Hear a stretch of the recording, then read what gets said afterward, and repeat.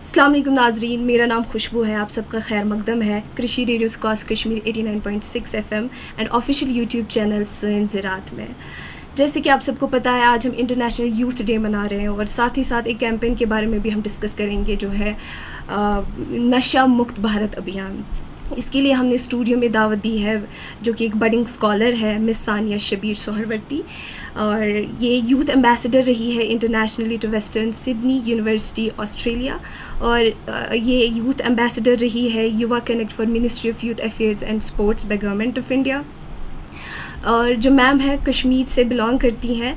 आपने रिप्रेजेंट किया है Viksit Bharat young leader dialogue as a Kashmiri. Ma'am, आप प्लीज़ बताएं कि एज अ कश्मीरी आपका ये कैसा रहा है और आपकी जर्नी कैसी रही है, और साथ ही साथ आप बताएं कि आप जो नशा मुक्त भारत है इसके साथ आप कैसे कनेक्ट करती हैं। शुक्रिया करती हूँ पहले आप सब ने मुझे स्टूडियो में दावत दी। और सबसे पहले जब मैं बात करती हूँ विकसित भारत यंग लीडर्स डायलॉग की, तो उस हवाले से मेरी जर्नी बहुत ही इनक्रेडिबल रही है। अगर मैं स्टार्ट की बात करूं फ्रॉम बीइंग एक यूजी स्कॉलर कॉस्ट कश्मीर से टू एक ऐसा प्लेटफॉर्म जहां मैंने प्राइम मिनिस्टर नरेंद्र मोदी के सामने एग्रीकल्चर सस्टेनेबिलिटीज़ पे अपने आइडियाज़ को प्रेजेंट किया, तो वो जर्नी बहुत ही इनक्रेडिबल रही है मेरे लिए।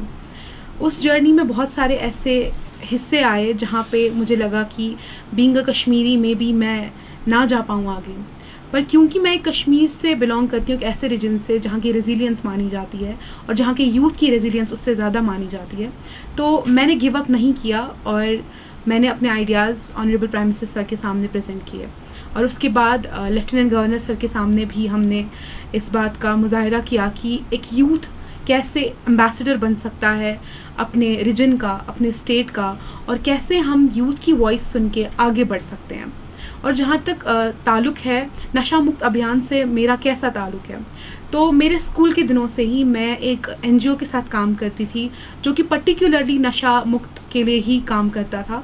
और 2020 में जब नशा मुक्त अभियान ऑफिशियली लॉन्च किया बाय गवर्नमेंट ऑफ इंडिया, उस वक्त पे मैंने ज्वाइन किया इस कैंपेन को, पहले ऑनलाइन क्योंकि तब कोविड था, और उसके बाद ऑफलाइन। और मैंने इसलिए ज्वाइन किया क्योंकि मैं कश्मीर में बढ़ते सब्सटेंस अब्यूज़ या ड्रग अब्यूज़ से अच्छी तरह वाकिफ़ हूँ। मैं खुद साउथ कश्मीर से बिलोंग करती हूँ, और स्टेटिस्टिकली अगर मैं बात करूँ तो साउथ कश्मीर के यूथ ज़्यादा इन्वॉल्व्ड हैं then any other parts of Kashmir किसी भी तरीके के सब्सटेंस अब्यूज़ में, चाहे हम सिगरेट्स की बात करें, चाहे हम टबैको की बात करें, चाहे हम ड्रग्स की बात करें, या चाहे हम अल्कोहल की बात करें।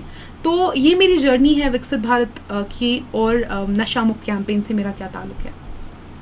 जी मैम, बहुत शुक्रिया।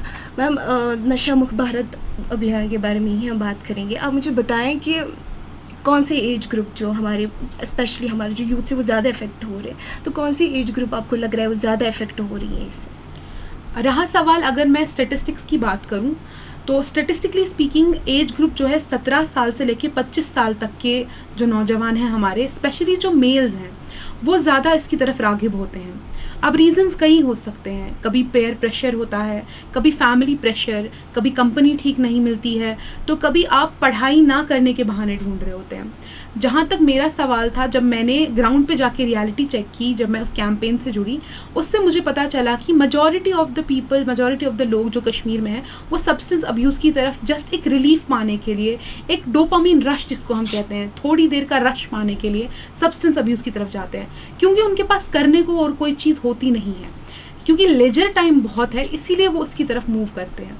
तो एज ग्रुप जो है 17 to 25 वो ज़्यादा क्रिटिकली इसकी तरफ वल्नरेबल है। बहुत शुक्रिया मैम।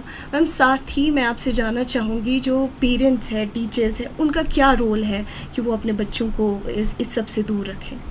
पेरेंट्स की बात करें या टीचर्स की बात करें, या हम नॉर्मल कंपनी की बात करें, एक स्टूडेंट की, एक बच्चे की जो रहती है, चाहे वो फ्रेंड्स हों, चाहे उसके गार्डियंस हो, चाहे उसके इर्द गिर्द उसके कलीग्स हो, उसके क्लास में पढ़ते हुए उसके स्टूडेंट्स हो, ये सब एक बहुत क्रिटिकल रोल निभाते हैं किसी भी इंसान को किसी भी तरीके के नशे से दूर रखने के लिए। अगर आपकी कंपनी बहुत अच्छी है, अगर सब पढ़े लिखे बंदे हैं, सब स्पोर्ट्स खेलते हैं, सब इन्वॉल्व होते हैं किसी ना किसी एक प्रोडक्टिव हॉबी में, तो तब क्या होता है कि आप इस तरीके के नशे से बहुत दूर रहते हैं, क्योंकि आपके पास टाइम स्पेंड करने के लिए बहुत और चीज़ें होती हैं। जैसे कि मैंने देखा है स्टेटिस्टिकली अगर हम बात करें, जो बच्चे डिबेट्स में जाते हैं, जो बच्चे स्पोर्ट्स में जाते हैं, जो बच्चे कोई भी एक्स्ट्रा करिकुलर एक्टिविटी लेते हैं, तो 75% कम चांसेस होते हैं कि वो किसी भी तरीके के सब्सटेंस अब्यूज़ की तरफ जाएं। तो ये बहुत ही एक इम्पॉर्टेंट रोल निभाता है एक टीचर, एक पेरेंट और एक स्टूडेंट जो इसके साथ पढ़ता है, कि वो मेक श्योर करे कि वो बंदा ना जाए सब्सटेंस अब्यूज़ की तरफ। पेरेंट्स का रोल ये रहता है कि पेरेंट्स को रेगुलर चेक करना पड़ता है कि क्या हमारा बच्चा कभी डिप्रेशन में तो नहीं जा रहा है, हमारा बच्चा ज़्यादा सैड तो नहीं रह रहा है, हमारा बच्चा रेगुलर से कोई इरेगुलर एक्टिविटी तो नहीं दिखा रहा है, नॉर्मल बिहेवियर से थोड़ा हटके तो नहीं बिहेव कर रहा है। अब टीचर का ये रोल रहता है कि क्लास में वो बच्चा कैसा परफॉर्म करता है, क्या उसकी परफॉर्मेंस डिग्रेड हो रही है तो क्यों हो रही है, क्या इसमें उसकी समझ का कोई रोल है, अगर नहीं है तो क्या कुछ और रोल है। अगर ये कुछ और रोल है, वहाँ पे टीचर को चाहिए कि वो देखे कि कहीं वो किसी तरीके के सब्सटेंस अब्यूज़ में तो नहीं मुब्तला हो रहा। कंपनी का ये रोल रहता है कि कंपनी जब तक आपकी अच्छी ना हो, वो आपको वो चीज़ ना करने दें, वो आपको किसी और चीज़ में इन्वॉल्व करे, कोई प्रोडक्टिव एक्टिविटी में इन्वॉल्व करे, तो वहाँ पे आपको चाहिए कि आप एक अच्छी कंपनी केयरफुली चूज़ करें।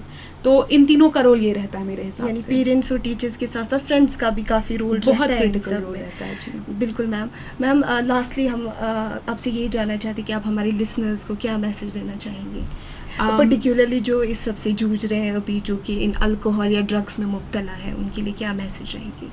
मेरी मैसेज सिर्फ यही रहेगी कि अपने आप को इस तरीके से आप इन्वॉल्व करें किसी और एक्टिविटी में, किसी प्रोडक्टिव एक्टिविटी में, कि आपके पास इस सब चीज़ का एक तो टाइम ना रहे, दूसरा स्कोप ना रहे।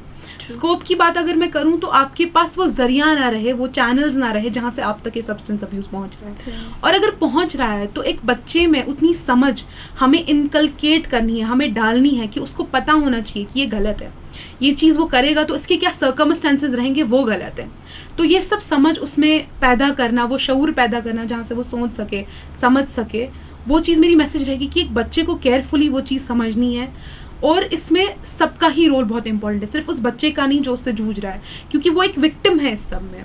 वो कोई वो इसमें हीरो नहीं है, वो कोई विलन नहीं है, वो एक विक्टिम खुद है। तो मैं चाहती हूँ कि एक यूथ जो है वो इस तरीके से इन्वॉल्व हो बाकी एक्टिविटीज़ में, जो कि उसके लिए बहुत स्पॉन्टेनियस हो, जो कि उसके लिए बहुत प्रोडक्टिव हो, उसकी करियर में, उसकी ग्रोथ में मदद करें, और ना कि इन सब चीज़ों में वो इन्वॉल्व रहे। सो वो मेरा मैसेज रहेगा। Thank you so much ma'am, आपने अपना कीमती टाइम दिया हमें। Thank you so much. Thank you for inviting me. Thank you.